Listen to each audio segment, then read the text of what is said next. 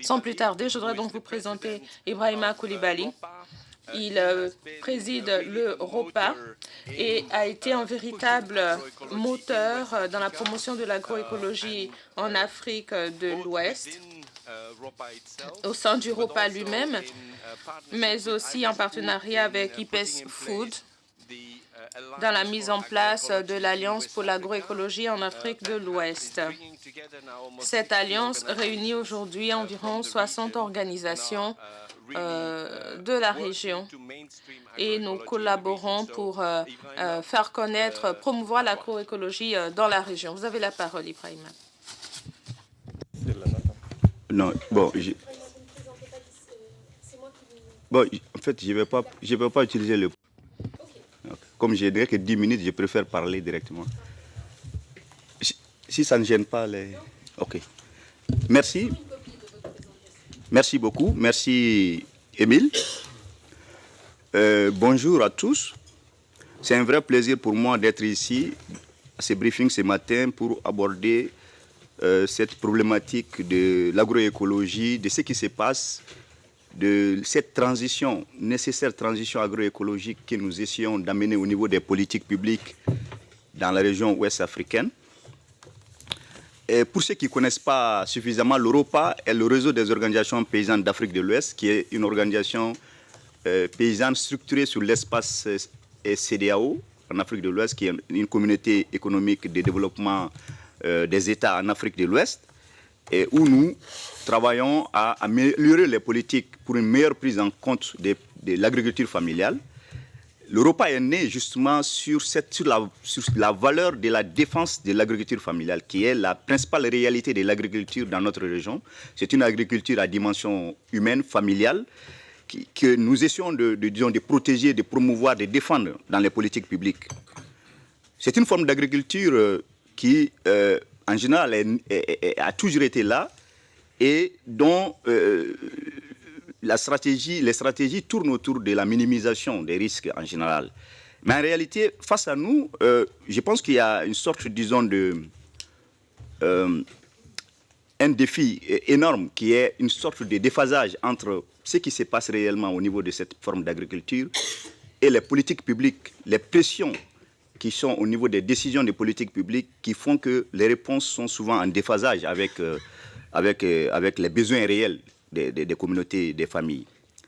Notre région, l'Afrique de l'Ouest, est une région qui a connu des crises énormes et multiples. Je pense que beaucoup se rappellent encore de la décennie des sécheresses des années 70 qui a ravagé cette région. Donc ça fait 50 ans que il y a une prise de conscience que le climat a changé dans cette région et que les choses ne vont plus être comme avant. Donc il y a une compétition pour l'utilisation et le contrôle des ressources qui s'est beaucoup développée, surtout dans la partie sahélienne de l'Afrique de l'Ouest, et dont récemment, je pense que nous savons tous que cela a conduit au conflit que nous connaissons aujourd'hui, armé, où beaucoup de gens ont pris les armes contre les gouvernements dans cette région. Chaque jour qu'on ouvre la télé, on peut voir qu'il y a des gens qui ont été tués dans cette région.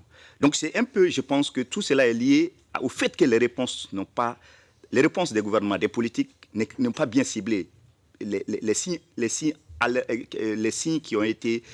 qui étaient là, qui montraient qu'il fallait réellement investir et soutenir cette agriculture et puis investir dans les leviers qui pouvaient permettre à cette agriculture d'être mieux résilient et de répondre aux besoins des paysans et bien sûr aussi des consommateurs dans les villes. Les politiques avaient besoin bien sûr de devises. Donc c'est naturellement que beaucoup d'États ont investi dans les cultures de rente que nous connaissons, café, cacao, arachide.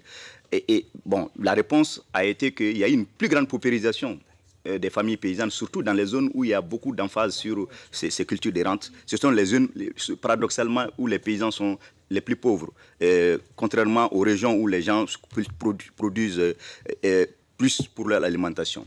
Une des conséquences a été aussi la facture alimentaire de notre région, qui est au-delà de 2 milliards de dollars par an, ce qui est énorme, ça dépasse le budget, tout ce qui est investi dans l'agriculture par les États.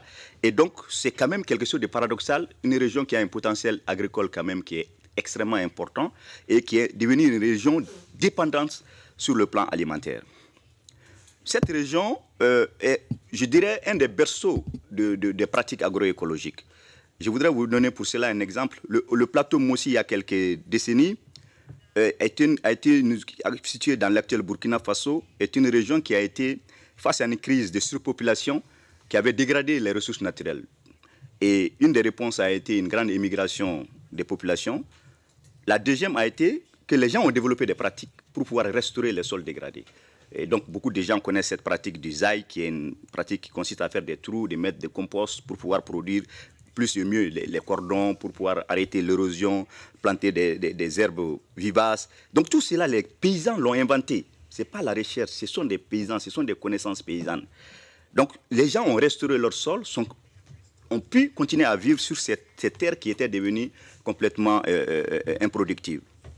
Et donc, l'agroécologie n'est pas une invention nouvelle pour nous. C'est quelque chose qui est ancré dans notre patrimoine, disons, agricole, si je peux m'exprimer ainsi, où les gens, les familles, considèrent les semences comme étant une partie de ce patrimoine familial, où les gens sont très jaloux de conserver une partie de leur récolte qui ressème d'année après année. Mais il y a eu toute cette offensive, comme je l'ai dit, des cultures errantes, de cette poussée de la révolution verte qui aurait pu améliorer la productivité de l'agriculture familiale. Et donc on a vu véritablement monter une forte pression sur les niveaux de décision politique qui se sont engagés dans ces voies. On a commencé par donner gratuitement l'engrais, qui d'ailleurs est resté dehors au début, les paysans ne voulaient pas l'utiliser, c'est ce que nous disent nos anciens. Mais progressivement, oui, les gens ont commencé et ensuite il fallait acheter. Et donc, progressivement, les gens sont tombés dans un engrenage et les prix des engrais ne faisaient qu'augmenter. Et aujourd'hui, je pense que si on regarde les niveaux d'utilisation d'engrais chimiques par hectare au niveau de l'Afrique de l'Ouest, ça ne dépasse pas 4-5 kilos. Donc ça veut dire que c'est rien du tout. Ce n'est pas ça qui contribue réellement à la production. Ça veut dire qu'il y a d'autres... les gens gèrent par d'autres moyens la fertilité de leur sol, ce qui fait qu'ils arrivent encore à produire leur alimentation, parce que c'est ce que les gens font principalement. Ils produisent leur alimentation, même s'ils font aussi des cultures de rente. Et donc, c'est dans les années 80, on a connu les programmes d'ajustement structurel qui ont fait que beaucoup de gouvernements n'avaient plus les moyens réellement de maintenir un système de conseil agricole. Et donc, il y a eu un fort retrait des gouvernements au niveau de la question du conseil agricole. C'est ce qui a fait que, oui, il y a une prise de conscience. L'agriculture a besoin d'innovation, a besoin de connaissances, a besoin d'améliorer ses pratiques.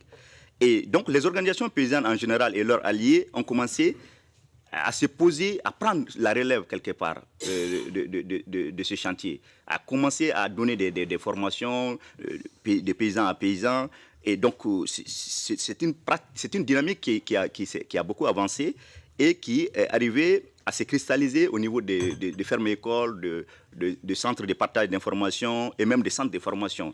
Aujourd'hui, je pense qu'au niveau des pays membres d'Europa, beaucoup d'organisations paysannes au Mali, au Burkina Faso, au Niger, au Sénégal disposent des centres et des dispositifs de formation en agroécologie, parce que simplement, nous sommes convaincus que c'est cela qui participe à la minimisation des risques pour les familles paysannes. Et en plus de cela, les réponses que cela apporte sont des réponses visibles, et aussi bien sur la production des familles que sur les revenus qui sont extrêmement importants. Et donc, la question de l'agroécologie, je pense qu'aujourd'hui est devenue une question, cela a été dit par beaucoup de gens, où il n'y a bien sûr pas une uniformité d'approche et de compréhension. Mais ce qui est clair, sur le terrain, les paysans ne cherchent pas à se poser des questions. Ils essaient de régler leurs problèmes. C'est ça la réalité des familles paysannes. Et donc, pour régler leurs problèmes, justement, ils vont là où ils minimisent, comme je l'ai dit, les coûts de production, où ils arrivent à avoir des revenus. Et c'est pour cela que ces pratiques, de plus en plus, sont en train d'être intégrées par beaucoup de familles paysannes. Et nous avons mis en place des dispositifs pour former des jeunes qu'on appelle des relais formateurs, qui eux-mêmes donnent du conseil agricole au niveau dans les villages, dans les fermes et écoles. Et donc, c'est un dispositif qui est en train d'avancer. Mais comme cela a été abordé par certains avant moi, il y a une marginalisation de tous ces dispositifs par les États en général. C'est-à-dire que la plupart des gouvernements, après la crise alimentaire de 2008, ont commencé à subventionner les intrants agricoles et aussi le matériel agricole. Et c'est des sommes souvent importantes. Dans certains pays, cela va jusque dans les 40-50 milliards de francs CFA par an, qui sont souvent même au-delà, qui sont investis pour subventionner rien que l'importation des engrais. Donc on voit encore là l'impact de ces intérêts financiers qui ne cadrent pas avec la réalité du terrain. Et on voit des gouvernements qui veulent subventionner, qui subventionnent, disons, la vente des tracteurs, donc qui sont hors de portée des familles paysannes en général, parce que ce sont des machines qui coûtent dans les 24 000 dollars ou euros, et donc qui sont totalement hors de portée des familles. Pendant ce temps, les besoins réels des familles, souvent, c'est avoir une paire de bœufs de labour, une charrette et un âne, pour pouvoir produire du compost, simplement. C'est-à-dire, mais il n'y a aucune subvention qui va à des choses, à des besoins très concrets comme ça. Vous voyez, aucun gouvernement pratiquement ne subventionne les bœufs de labour, les charrues, les charrettes et les ânes. Mais tous les gouvernements veulent subventionner les tracteurs en Afrique de l'Ouest. Donc il y a ce qu'on appelle une sorte, disons, de dialogue de sourds, de déphasage entre ce que les paysans veulent et ce que les gouvernements veulent promouvoir, parce qu'il y a énormément d'intérêts financiers derrière tous ces gens qui veulent, ces milliers d'affaires qui importent les tracteurs, ces milliers d'affaires qui importent les engrais. Ça a été dit heureusement par un représentant du gouvernement du Burkina et du Burundi avant moi, donc je ne dis rien de plus que ça. C'est qu'il y a des choses qui se passent qui ne sont pas normales, tout simplement. Et donc, je pense qu'il faut qu'on arrive à développer, c'est pour cela que nous avons aussi créé des alliances. Émile l'a dit avant moi, nous avons créé l'Alliance 3AO parce que nous pensons qu'il faut qu'une multitude d'acteurs crient en tandem les mêmes choses pour qu'on soit écouté. Pour que l'aide publique au développement, qui est plus une gouvernance plus ouverte, plus transparente au niveau de l'aide publique au développement, que cela aille réellement vers les besoins, que les gouvernements mettent des ressources publiques pour pouvoir soutenir l'agriculture familiale, aussi bien au niveau des pays qu'au niveau régional. Et donc, cela n'est pas possible si c'est le mouvement paysan seul qui l'écrit. Donc, c'est pour cela que nous avons mis en place l'Alliance 3AO en Afrique de l'Ouest, dont l'objectif est clairement d'amener les États vers la transition agroécologique en soutenant l'agriculture familiale et en investissant là où cela peut faire la différence.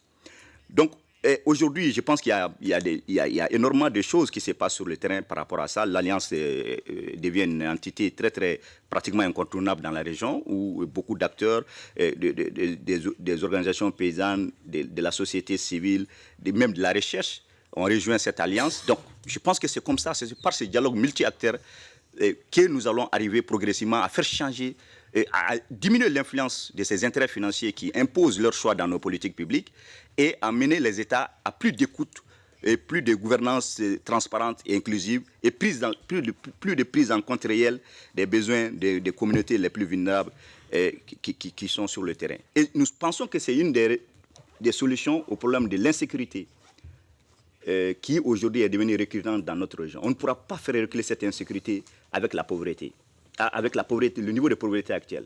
Parce que les choix de politique qu'on a imposés au niveau paysan aujourd'hui font que la plupart des familles paysannes sont obligées de couper du bois pour des compléments de ressources, tout simplement, des revenus. Donc, ce qui fait qu'on ne peut pas restaurer un environnement qu'on est en train de dégrader tous les jours. Puisque les gens, la seule ressource complémentaire qui est disponible, c'est de couper du bois pour le vendre, faire du charbon. Donc, dans ces conditions, si on n'investit pas pour renverser cette tendance, on va continuer à crier, oui, on veut lutter contre le changement climatique, on veut restaurer les écosystèmes, mais ce qui va se passer sur le terrain, c'est que les gens ont besoin de vivre, de manger tous les jours simplement. Donc, donc il faut qu'on arrive à convaincre tout le monde qu'il y a des solutions qui existent. Je vais vous donner une anecdote avant de finir. J'étais quelque temps dans une petite ferme au Bénin où il n'y a aucun bois qui est utilisé pour les besoins quotidiens de la ferme. Il y a un petit biodigesteur, ils n'ont pas d'animaux, mais c'est les épulchures de légumes, les restes d'aliments qui font qui mettent dans un biodigester et ça suffit pour tous les besoins journaliers en gaz, en biogaz de la famille, de la ferme. Donc, c'est des choses, des investissements qui ne coûtent rien, dans lesquels il faudrait investir tout simplement pour que les gens puissent produire en fait, le combustible pour faire la cuisine tout simplement. Et cela peut même se faire dans les villes, pourquoi pas. Et les effluents sont utilisés dans les champs.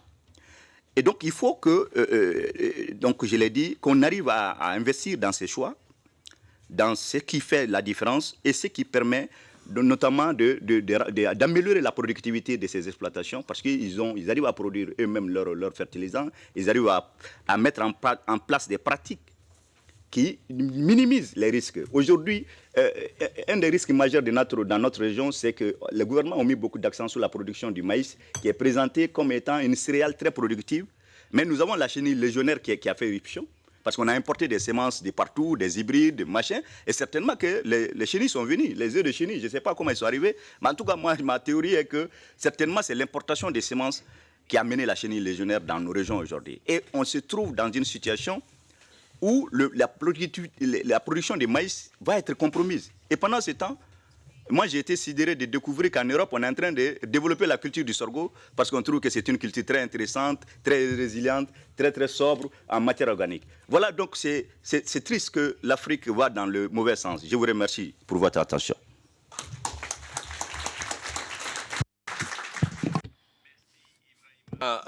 Pour cette présentation très pragmatique et très convaincante du besoin exprimé par les organisations paysannes.